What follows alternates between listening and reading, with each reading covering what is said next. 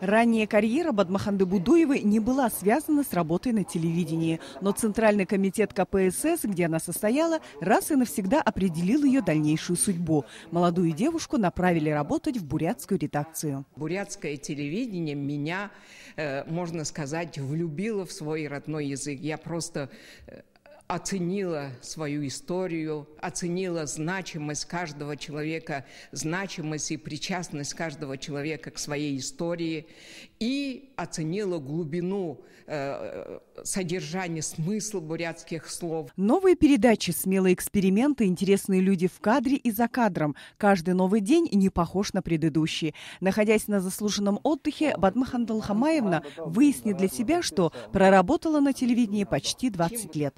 Время быстротечно, но ветеран не унывает. В будни она читает лекции главам администрации больших и малых поселений и районов Бурятии. Ну а на досуге...